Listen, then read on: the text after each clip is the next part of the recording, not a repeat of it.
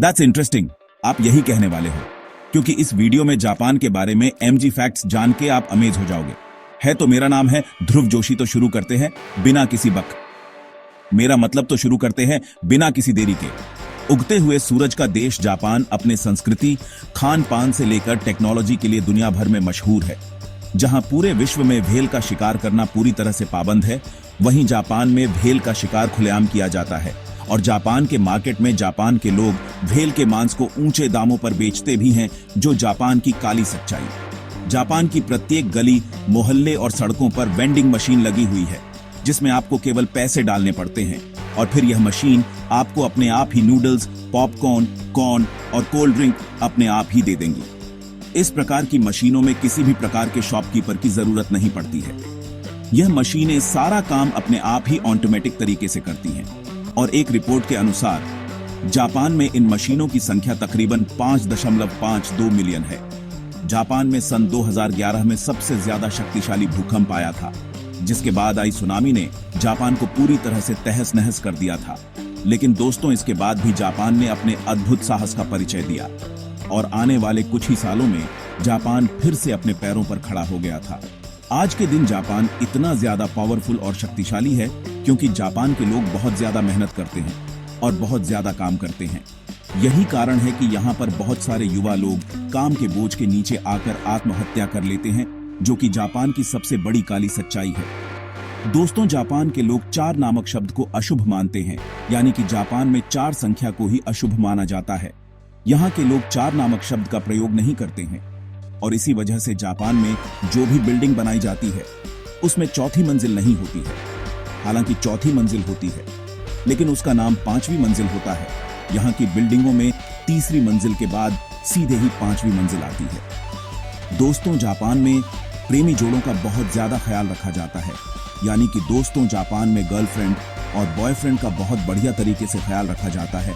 उन्हें हमारी इंडिया की तरह कहीं भी छुप छुप के मिलने की जरूरत नहीं होती है। वहां पर गर्लफ्रेंड और बॉयफ्रेंड के लिए अलग पर्सनल होटल बने हुए होते हैं, जिनमें वह किसी भी व्यक्ति के बिना डर के कभी भी जा सकते हैं और वहां पर रह भी सकते हैं। दोस्तों, एक रिपोर्ट के अनुसार भारत जापान के क्षेत्रफल से करीब 18 गुना ज्यादा बढ़ा है और भारत आबादी में जापान से 10 गुना ज्यादा बढ़ा है और जापान के 13% हिस्से में खेती होती है। वहीं भारत के 47% हिस्से में खेती होती है और जापान में बूढ़े लोग ज्यादा रहते हैं, जबकि भारत में 14 से 25 साल के युवा लोग रहते हैं। यानी कि भारत युवाओं का देश है और जापान बूढ़ों का देश है। लेकिन फिर भी जापान टेक्नोलॉजी के मामले में भारत से ही नहीं बल्कि दुनिया में सबसे ज्यादा आगे है। आपको यह सुनकर बहुत ज्यादा हैरानी होगी कि पूरी दुनिया में जापान ही एकमात्र ऐसा देश है जो कि अपने देश में मुसलमानों को नागरिकता नहीं देता है। यानी कि दोस्तों, जापान में मुसलमान नहीं रह सकते हैं। और दोस्तों, जापान में किसी भी विश्वविद्यालय में अरबी या फिर अन्य कोई इस्लामिक भाषा नहीं सिखाई जाती है। दोस्तों, एक रिपोर्ट के अनुसार जापान में अपराध बहुत ज्यादा कम होते हैं, या फिर हम कहें तो ना के बराबर होते हैं। जापान में रिपोर्ट के अनुसार 20 लाख लोगों में से केवल एक व्यक्ति की ही हत्या होती है, जो कि वास्तव में बहुत ज्यादा कम है।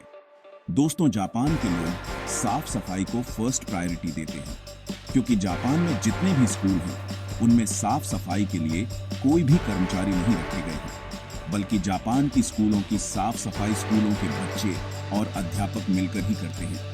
और शायद इसी वजह से जापान इतना ज्यादा दुनिया से आगे है कि वहां के लोग अपने काम को खुद करते हैं, किसी दूसरे पर निर्भर नहीं है। तो दोस्तों, अगर आपको मेरी वीडियो पसंद आए तो लाइक करें, शेयर करें और सब्सक्राइब करें। आपका एक सब्सक्राइब मेरे लिए इतना महत्वपूर्ण है कि आप सोच भी नहीं सकते, तो कृपया उस लाल बटन को जोर से दबाएं। धन्यवाद।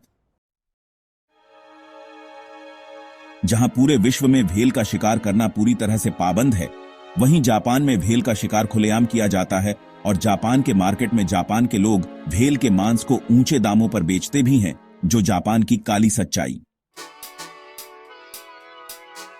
जापान की प्रत्येक गली, मोहल्ले और सड़कों पर वेंडिंग मशीन लगी हुई है, जिसमें आपको केवल पैसे डालने पड़ते हैं और फिर यह मशीन आपको अपने आप ही नूडल्स, पॉपकॉर्न, कॉर्न और कोल्ड ड्रिंक अपने आप ही दे देंगी।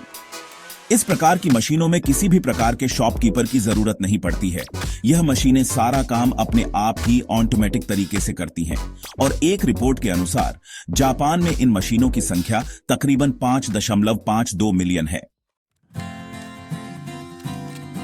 जापान में सन 2011 में सबसे ज्यादा शक्तिशाली भूकंप आया था, जिसके बाद आई सुनामी ने जापान को पूरी तरह से तहस नहस कर दिया था। लेकिन दोस्तों, इसके बाद भी जापान ने अपने अद्भुत साहस का परिचय दिया और आने वाले कुछ ही सालों में जापान फिर से अपने पैरों पर खड़ा हो गया था। Japan's work culture is infamous for its long hours and high stress. Many employees feel an overwhelming pressure to perform, often leading to mental health issues. Unfortunately, this has contributed to Japan having one of the highest suicide rates in the world. It's a serious issue that the country is actively trying to address through various reforms and support systems. In Japan, the number 4 is considered unlucky because it sounds like the word for death. This superstition is so strong that many buildings skip the 4th floor entirely. It's fascinating how deeply these beliefs are ingrained in the culture, affecting even the most mundane aspects of daily life. Privacy for couples in Japan can be quite challenging due to the country's dense population and small living spaces. Many young couples find it difficult to get any alone time. Love hotels, which offer short-term rentals, have become a popular solution, providing a private space for couples to spend time together without any interruptions. Now let's take a moment to compare Japan with India. While both countries boast rich histories and vibrant cultures, their approaches to technology and modernization are quite different. In Japan, you'll find a seamless blend of ancient traditions and cutting-edge innovation. On the other hand, India is rapidly growing in the tech sector, yet it still holds on to its deep-rooted customs and practices. It's fascinating to see how each nation balances progress with heritage in its own unique way. So yeah, that's a brief comparison between these two incredible countries. Did you know that Japan has a very unique stance when it comes to granting citizenship to Muslims? Unlike many other countries, Japan has stringent policies that make it quite challenging for Muslims to gain citizenship. This policy is often a topic of debate, but it reflects Japan's cautious approach to immigration and cultural integration. Japan is renowned for its incredibly low crime rates.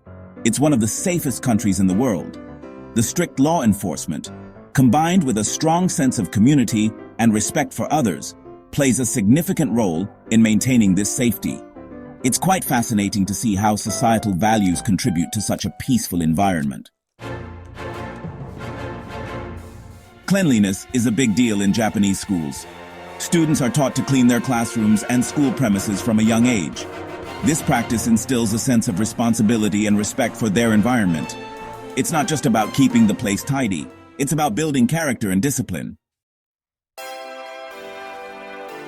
So there you have it. Japan is a country full of unique policies and practices that set it apart from the rest of the world.